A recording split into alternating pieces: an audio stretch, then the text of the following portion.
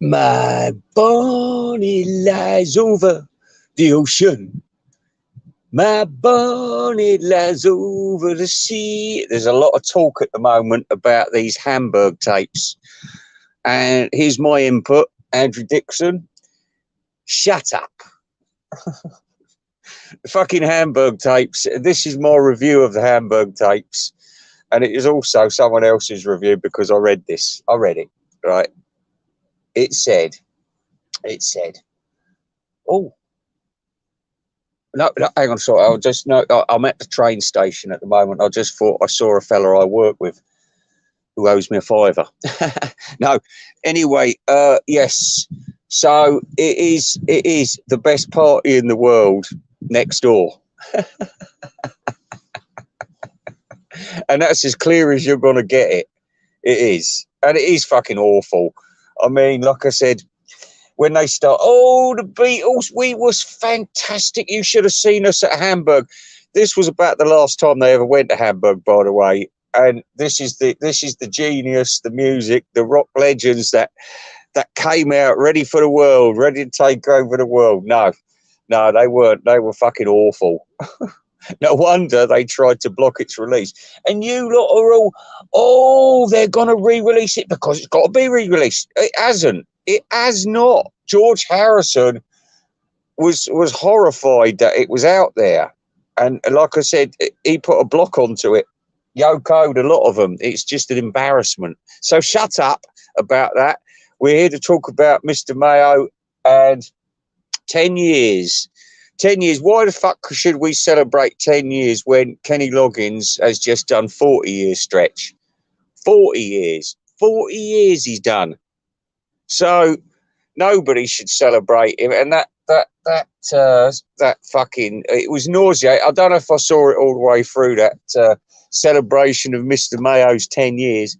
But let me tell you, it was horrible. It was fucking horrible. Don't ever listen, kids, when it comes up to my time of 10 years, don't do that kind of thing for me because it's horrible. And I bet you that it was Tom Hunyadi's work because it had his gayness all over it. No, it was horrible. And also, thank God Melinda didn't show up. Oh, hello, bro.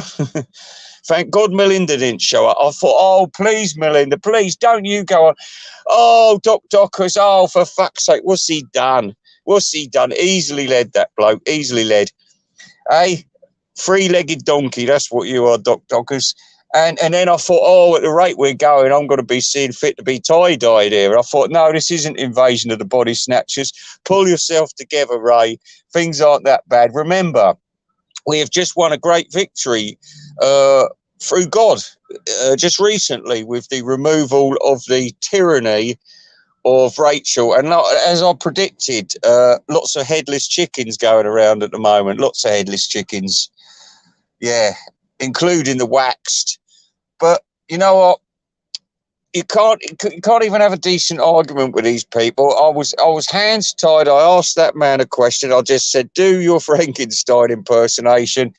And he let loose on a tirade. And of course I couldn't answer because they'd blocked me. So this is the way it goes. This is what the lefties do. This is what the lefties do all the time. No, I'm not going to listen to you. But listen, if you carry on walking down that road, you're going to fall into a hole. Don't listen to you. You're a fascist. Good. Go ahead and make your own fucking mistakes then. Anyway, like I said, we're not here to talk about pufters. We're here to talk about Mr. Mayo. We're not here to talk about pufters. We're here to talk about pensioners. Old geezers. Yeah. Now, I said to it, now it all makes sense. Sometimes, the mystery can become unraveled a little bit. Now we know he was a postman. It makes sense how he was scuttling around those flea markets so quickly. Because I used to think, hang on, has he speeded this up? Because he'd see a box of records and he'd be like, it was like Steadicam on the Shining. It was just we didn't see. It's a pity we didn't see those two stabbed up twins, or the naked woman in the bath, or the man in the pig's mask. Ooh, that was creepy. Yeah, I'd rather see that than you.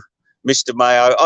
Everyone, they can be as creepy as they want, but I know what you're like. I know what you're like. You haven't even got the balls to leave that country. You got the opportunity to take off tomorrow.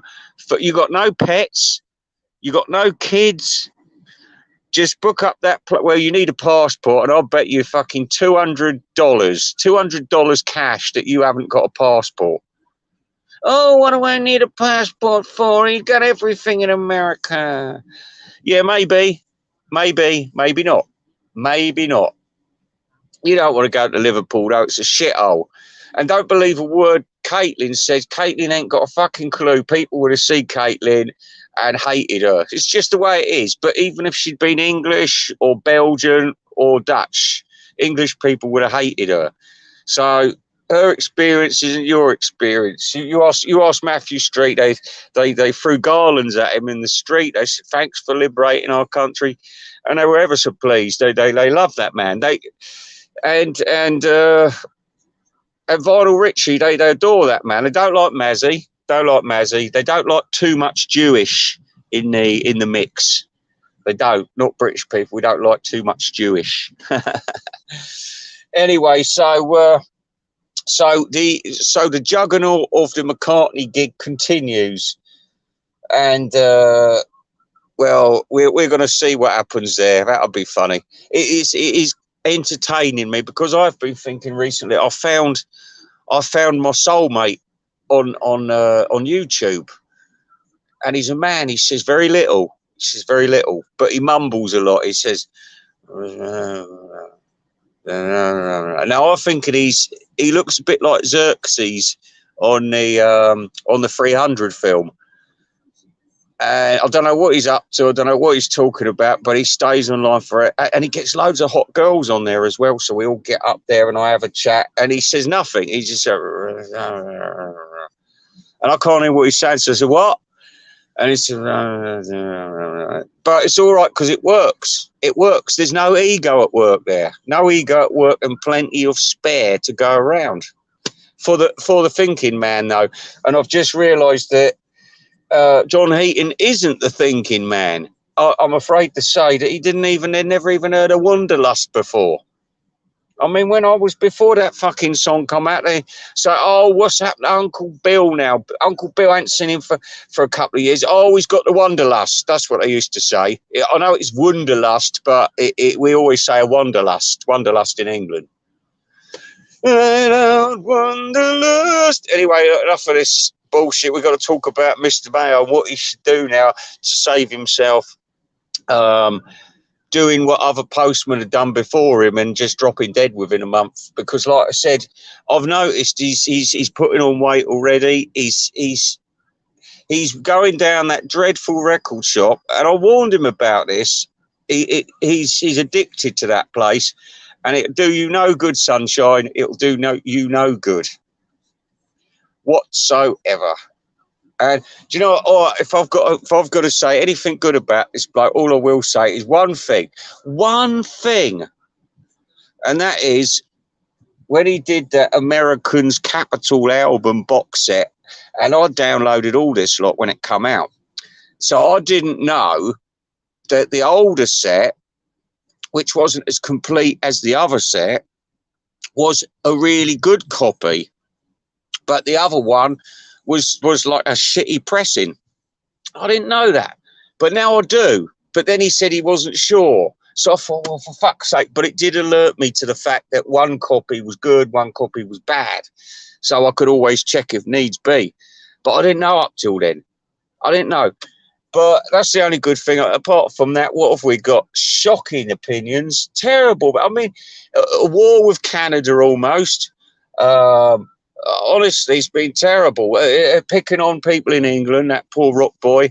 He couldn't bear it in the end. He says, do you know what? I like that London Town album. He says, because on the front, they're all looking miserable. And then you turn it round and on the back, they're all looking happy. Now, to his young teenage mind, which was a flighty chap full of joy, and Mr. fucking Grumpy goes and says something, and well, it's not about being happy on one side and one, and a poor fella, he's got, oh, I really wish you wouldn't pick on me like this, because, you know, young teenage kids, they're very sensitive, do you know what I mean? They get screwed up easily. They said I've got big feet. You know, it's not until years later that we get to deal with our ailments. Anyway, well done, Melinda, for not being part of that awful sycophant society the other day with Mr. Mayo. He's, like I said, where was the fucking celebration for Kenny Loggins? Everything he's done for you lot. He does, and I'll tell you what. And what about the Billy J. Kramer? This sums you up, Mr. Mayo. Weak as water, right? And you know what? The other day I saw that I wanted to see the Billy J. Kramer interview, you know, because I thought this would be a laugh, this would be good fun, but it wasn't. It made me upset, and it made me cry in the end, and it just made me thoroughly depressed. Brought on the black dog, and I thought to myself, well, Mr. Mayo had said the first man to write something to Kenny Michaels, and I don't even think he'd watched the damn thing, because he put, great interview, Ken, great, isn't he wonderful? And then about an hour or two later, when I'd watched the whole thing and was horrified by this, you remember on the Curse of Frankenstein, I think to call it, with Peter Cushing. And listen, Frankenstein just been tracked down into the woods where he's done grisly murder. And then all of a sudden, I think it's Paul comes along and gives him one right in the eye with a shotgun. So, of course, Frankenstein drops down, well, badly wounded. Anyway, they get him back to the laboratory. And then Peter Cushing gets him back alive and gets him working and everything. And then Paul comes in, he says, oh, look, Paul, I've got him back to normal. And he says, oh, well, when you shot him in the head, it might have damaged his brain a bit. And he comes in, he's all like, go on, pick that up. And he says, Paul says, I'm disgusted. We shall destroy this now. What's the matter with you, Victor? Leave me alone, Paul. Right. And then anyway, so it's like that. So Billy J. Kramer is like that. And I heard just even more sad and pathetically, I heard that he just recently had a GoFundMe page because he's on hard times. I mean, I know it's difficult to say what to do with people like that, but somebody else, and you should check this out because it's just been uploaded recently. Somebody has put Billy J. Kramer live at the Beatle Fest, the full concert. And the comments below are very distressing. I mean, people were concerned about why he's singing, why he's allowed to sing so bad. I mean, these are normal people. That, oh, Billy J. Kramer, that'd be interested. Yeah, I need anybody to hold you. Anyway, listen, the bottom line about this was when Kenny Loggins did his interview, Mr. Mayo put great interview and everything. And then an hour or two later, when I put my stuff up, I see Mr. Mayo had withdrawn his comment. Kenny Loggins, did you know that your buddy had put a comment up congratulating you? And then he realised what he'd done and took it back down before he could be accused of supporting a person like you. And it is another thing you could do, Mr. Mayo. You've got all that cash and everything. Sell your record collection tomorrow. And how about you Americans look after the British invaders? I mean, is this the way you treat your British invaders, eh? Is this the way? I mean, yeah, Billy J. Kramer can say he can come over to England once in a blue moon, you know, to pick up his pension money or whatever, and he can say, get on, you know, a really shitty, cheap TV show like Pebble Mill, and, you know, blow his trumpet and say, oh, well, yeah, I knew the Beatles, I did, yeah, vaguely. I wish I'd asked John Lennon for his autograph now, but, well, you don't really. Yes, you don't do that. Uh, uh, Billy J. Kramer. And the only reason you got, I mean, Billy J. Kramer was shit from the start. I was watching some of his performances and I thought, oh, I might put like a comparison up there. But he's just as crap in 1963. I mean, he can sing better, but he just looks so awkward on stage. It looks sort of like he's going to wee himself all the time. And he's got this really sort of, you know, when you get those stage school kids and they say, smile, always remember to smile. And it's, yes, and they're tripping up and everything, and their sort of smiles going in a different direction. It's sort of like that, but really tacky. You know, it's not professional at all. It's just because fucking, Brian Epstein was fucking him, wasn't it? I mean, but it is a sad situation. And I really do think that you Americans should do something about it. You let Jerry Marsden die a drunken, twisted mess. And now you're doing the same for this bloke. And like I said, they go over to England and they say, yes, I've been in the States now for 7-8 years.